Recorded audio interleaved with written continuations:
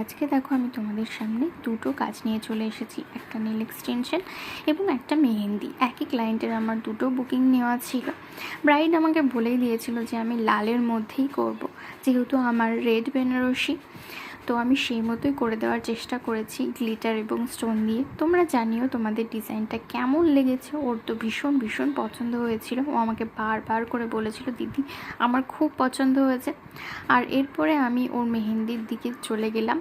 মেহেন্দিতে ও আমাকে বলেছিল একদম ভরা ভরা ডিজাইন করবে, বর বউ করবে, আর ওদের দুজনের নাম যেন আমি লিখে দিই।